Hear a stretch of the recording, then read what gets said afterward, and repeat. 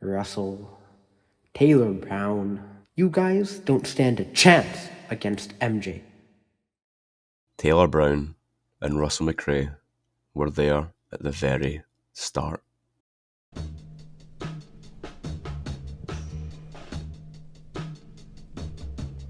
With the money he made from the Gyro Coke anthology, Hugh and Laurie founded Mindfuck Wrestling, a humble independent wrestling company here in Scotland. Among many other rising stars in Airdrie, Taylor and Russell joined the company to help out their friend, and they helped spearhead the MFW tag team division to what it is today. However, months passed and the duo realised that their abilities were being held back, and having helped MFW get off its feet, they left the company to start a tour of the North American independent scene. Despite touring the entirety of the United States, there wasn't an opponent more fiercer or more aggressive than one, Matty Frice. From the moment the Long Beach native laid eyes on the Scots, he utterly despised them, going so far as to create diss tracks on Taylor, Russell and the entire country of Scotland. For years, Frice would tail the Scots on their tour and force his way into matches with them, even if this meant jumping on the streets or getting a little help from fellow Californians.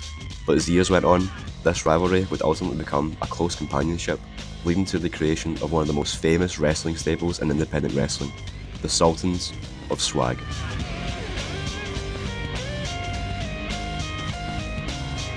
The trio would wreak havoc on the indie single and tag team divisions and would secure several world championships between them.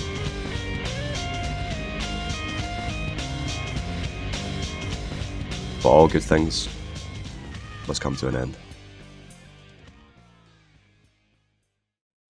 Feeling unsatisfied with his work in the ring, Russell McCray would ultimately leave the wrestling world forever to be able to pursue his dream job of being a waiter. With the enforcer of the Sultans gone, the duo of Frice and Brown were simply not as powerful as they were as a trio, and things slowly began to break apart.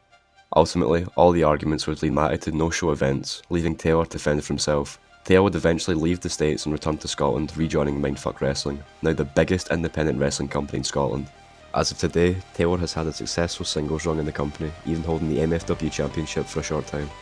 But now, after all these years, Matty's hatred for the Scottish people had come back, and it had conjured a version of himself that had been dormant in his soul for a very, very long time.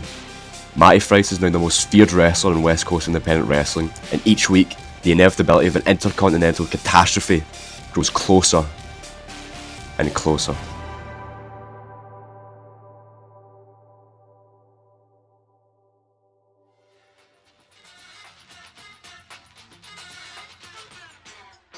Fucking Matthew, John, last name omitted, reppin' Team US of A, you're gonna rip that fucking Scotsman in half! MJ is the king. Could you honestly imagine we live in a world where the pinnacle of independent wrestling would be right here in Scotland? MJ about to 1-2 Mayweather the fuck out of Taylor Brown. He's gonna take you both from behind and beat you to the ground. MJ has never lost to anyone in his goddamn life. You think he's gonna lose to these fucking Scots? Taylor Brown does not stand a chance against MJ. Imagine not being MJ. No one stands a chance against this man. MJ is a tower that cannot be scaled, and it is a futile attempt to try and do so. There ain't no way Taylor Brown about to win, bro. Don't even think you could win. For a moment. Matty, you think you know me. You think you know all my tricks. Fuck that. You think you can come into my company, this company that I helped put on the map, and suck up to you and to make it a sanctioned match? I couldn't give two shits what kind of match we have. All I care about is sending you down the drain and seeing your lifeless body crash the canvas when I hit you with the X Factor.